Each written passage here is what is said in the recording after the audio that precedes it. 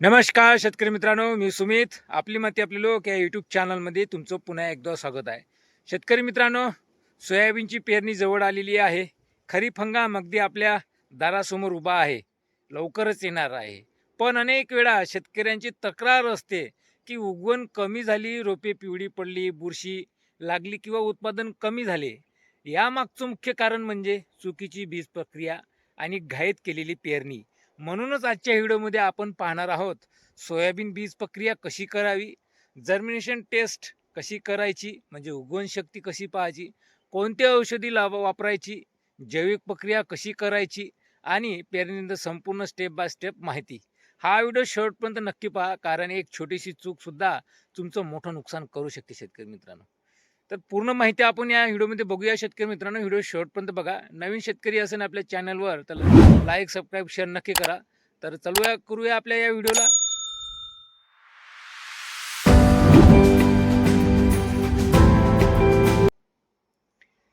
तर बघा शेतकरी मित्रांनो, सर्वात पहिले बघूया चांगले बियाणे निवडणे. आपल्या शेतीची मशागत झाल्यानंतर वेळ येते चांगले बियाणे निवडे. मग कोणते निवडावे बघा मित्रांनो, सोयाबीन उत्पादनाचा पाया म्हणजे चांगले बियाणे, बरोबर. अनेक शेतकरी मागच्या वर्षीचं बियाणे वापरतात किंवा स्वतः कुठूनही बियाणे घेतात, पण यामुळे उगवण कमी होण्याची शक्यता वाढते. म्हणूनच बियाणे घेताना या गोष्टी लक्षात ठेवाव्या. कोणत्या बघा, प्रामाणिक कंपनीचे बियाणे घ्या. बियाणे भरदार आणि स्वच्छ असावे. तुटलेले किंवा बुरशी लागलेले दाणे वापरू नका.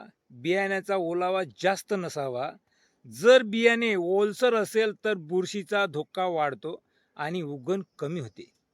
बघा शेतकरी मित्र, तुमचं जर बियाणं ओलसर असेल, जास्त मॉइश्चरपणा 10-12% पाहिजे शेतकरी मित्रांनो, जास्त ओलसर नको. जास्त ओलसर बियाणे तुम्ही जर बीज प्रक्रिया करून ठेवली आणि तसंच ठेवलं, 2 दिवसांनी पेरलं, तर काय होईल? बुरशी येण्याची दाट शक्यता आहे. बुरशी लवकर येते, हे त्यामागचं कारण आहे. आता पोया प्रति एकर साधारण 25 ते 30 किलो बियाणे लागते. हे वाण आणि अंतरावर अवलंबून आहे शेतकरी मित्रांनो. आता बघा, प्रत्येक शेतकऱ्यांचं वेगवेगळं नियोजन आहे. वेगवेगळं नियोजन आहे शेतकरी मित्रांनो. म्हणजे कसं, कोणाची जमीन कशी, कोणाची माथेगळ जमीन आहे, बदाळ जमीन आहे, काडी जमीन आहे, मुरमाटी जमीन आहे, मध्यम जमीन आहे, आणि जमिनीनुसार अंतर, कमी जास्त अंतर, सुयाचं अंतर, या हे जे फरक दिसतो आपण, या फरकामुळे आपल्या जमिनीनुसार, आपल्या वातावरणानुसार बियाण्याची जे काही एकरी जे मात्रा असते, कोणी ट्रॅक्टरनं पेरतं, कोणी सरीवरंबा पेरतं, नाही का. तर कमी जास्त एकरी प्रमाण असू शकते बियाणाचं. 25 किलो, 30 किलो, कोणाचं 32 किलोही पडू शकते. कोणी दाटही शेतकरी मित्र बियाणं पेरतात, नाही का. तर हे होतं. आता बियाणं प्रमाण किती लागते हे वेगवेगळं आपल्या नियोजनाने असू शकते शेतकरी मित्र, आपल्या जमिनीनुसार. तर आता बघूया मेन शेतकरी मित्रांनो. बघा, पेरणीपूर्वी सर्वात महत्त्वाची गोष्ट म्हणजे उगवण चाचणी. कारण बियाणे चांगले दिसते तरी त्याची उगवण कमी असू शकते शेतकरी मित्रांनो. का बघा, आता ही टेस्ट कशी करावी ते पाहूया. बघा, मी का म्हटलं बियाणं चांगलं दिसते शेतकरी मित्रांनो, पण त्याची जी इम्युनिटी पॉवर आहे, जी उगवण शक्ती आहे, ती काही कमजोर असते शेतकरी मित्र. जसं एखादा व्यक्ती आहे शेतकरी मित्रांनो, खूप स्ट्रॉंग आहे, पण अंदरून तो बिमार असतो, तसंच बियाणाचं राहतंय, नाही का. आता बघूया जर्मिनेशन टेस्ट कशी करावी, म्हणजे उगवण शक्ती कशी पाहावी. बघा, सर्वप्रथम 100 दाणे घ्या. एक स्वच्छ कट्टा घ्या, दाढीचा कट्टा घ्या, तो ओला करा ताज्या पाण्याने विहिरीच्या. त्यामध्ये ते दाणे ठेवून गुंडाळा आणि सावलीत 4 ते 5 दिवस ठेवा. रोज थोडंसं पाणी शिंपडा, म्हणजे ओलावा राहील. सकाळी आणि संध्याकाळी, म्हणजे ओलावा राहील. 4-5 दिवसांनी दाणे मोजा. जर दाणे 80 ते 90 दाणे उगवले तर बियाणे चांगले आहे शेतकरी मित्रांनो. पण 70पेक्षा कमी उगवण असेल तर बियाणे पेरणीसाठी योग्य नाही. 70 आणि 75% जरी सोयाबीन उगवलं ना, तर आपण समजायचं पेरणी योग्य नाही. आपल्याला बियाणं पाहिजे 90 ते 95% शेतकरी मित्रांनो, तेव्हाच पेरणी योग्य बियाणं आहे असं समजावं. अनेक शेतकरी हे टेस्ट करत नाहीत आणि नंतर पुन्हा भर पेरणी करावी लागते. त्यामुळे वेळ आणि पैसा दोन्ही वाया जाते शेतकरी मित्रांनो.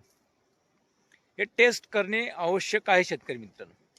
आता आपण टेस्ट बघितली, आता बघूया बुरशीनाशक बीज प्रक्रिया. टेस्ट झाल्यानंतर बियाणं तुम्ही कोणतेही विकत आणा, पहिले टेस्ट करायची.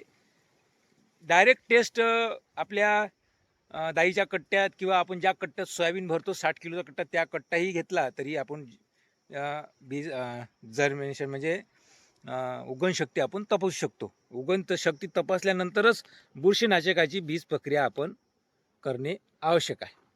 तर सोयाबीनमध्ये सुरुवातीला बुरशीनाशक रोगाचा मोठा धोका असतो. उदाहरणार्थ बी कुजणे, रोपमर रोग, मूळकूज हे टाळण्यासाठी बीज प्रक्रिया खूप महत्त्वाची आहे शेतकरी मित्रांनो. सामान्यपणे शेतकरी खालील औषधी वापरतात, ज्या मी औषधी सांगितलेल्या आहे शेतकरी मित्रांनो. थायरम का आणि मी औषध वार्डन शेतकरी मित्रांनो बेस्ट आहे. तर याचं प्रमाण, थायरमचं प्रमाण प्रति किलो बियाण्यास 2 ते 3 ग्रॅम. प्रक्रिया बघा कशी करावी. तालपत्रीवर बियाणे पसरवा, औषध योग्य प्रमाणात मिसळा, सर्व दाण्याचा समान भर लागेल असे हलवा शेतकरी मित्रांनो. सर्व दाण्यांना समान औषध लागलं पाहिजे. यानंतर बियाणे 30 मिनिटे सावलीत सुकू द्या, उन्हीत सुकवायचे नाही. जर सुकवलं त्याची डाळ पकडते, त्याच्यातला ओलावा पूर्ण आटतो, मग उगवण शक्ती कमी होते. महत्त्वाच्या गोष्टी, औषध जास्त टाकू नका, जास्त औषधीमुळे उगवण कमी होऊ शकते.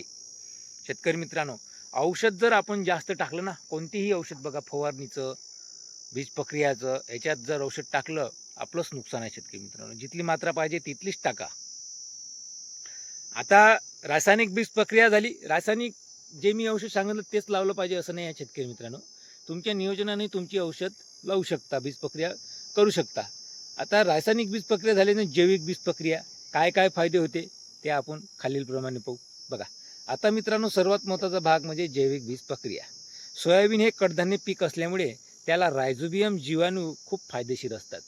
यामुळे मुळावर गाठी तयार होतात आणि झाडाला नैसर्गिक नत्र मिळते.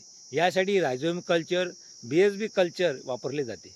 PSB म्हणजे फॉस्फेट विद्रावक जीवाणू.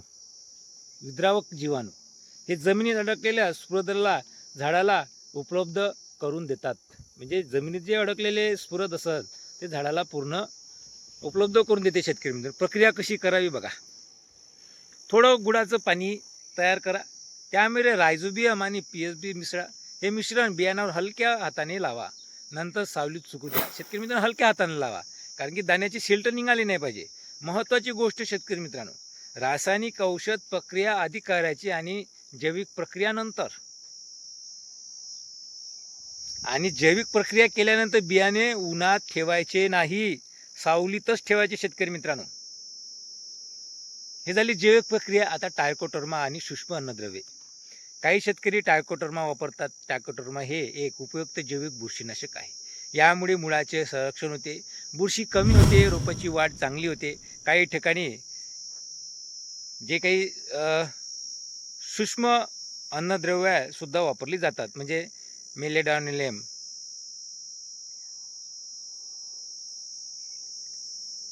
काही ठिकाणी सूक्ष्म अन्नद्रव्येही वापरले जातात शेतकरी मित्रांनो. यामुळे काय होतंय, नत्र स्थिरीकरण प्रक्रिया चांगली राहते.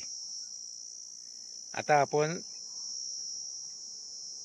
उगवण शक्ती बघितली शेतकरी मित्रांनो, रासायनिक प्रक्रिया बघितली आपण, नाही का, बीज प्रक्रिया, जैविक बीज प्रक्रिया बघितली, नाही का. आता बघूया पेरणीची योग्य वेळ. मित्रांनो, योग्य वेळेवर पेरणी करणे खूप महत्त्वाचे आहे. अनेक शेतकरी पहिला पाऊस पडला की लगेच पेरणी करतात, पण नंतर पाऊस थंड पडला तर उगवण अडचण येते. म्हणून चांगला स्थिर पाऊस झाल्यानंतरच पेरणी करा. जमिनीत पुरेसा ओलावा असावा. बघा, महाराष्ट्रात साधारण जून दुसरा आठवडा ते जुलै पहिल्या आठवड्यात हा योग्य कालावधी आपल्या महाराष्ट्रात मानला जातो. दरवर्षीच्या शेतकरी मित्रांनो कमी जास्त होऊ शकते. यावेळी अल्निनोचा प्रभाव जास्त आहे, पाऊस हा कमी आहे, तर जूनच्या शेवटच्या आठवड्यात पाणी येऊ शकतो किंवा दुसऱ्या आठवड्यात, नाही का. आणि निसर्ग केव्हा येऊ शकतो, नाही का. तर पाणी आल्यानंतरच दुसऱ्या पाण्यातच आपल्या भागात पहिला पाणी येऊन गेला, दुसरा पाणी आला की लगेच पेरणी करावी. आता पेरणी कशी करावी बघा. आता पेरणीबद्दल महत्त्वाच्या गोष्टी पाहूया.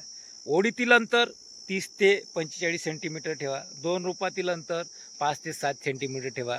पेरणीची खोली 3 ते 5 सेंटीमीटर ठेवा शेतकरी मित्रांनो. म्हणजे 1.5 ते 2 इंच, जास्त नाही. खूप खोल पेरणी करू नका. खोल पेरणीमुळे उगवण कमी होते आणि रोपे वर येण्यास अडचण येते. पेरणीनंतर पाणी साचणार नाही याची काळजी घ्या.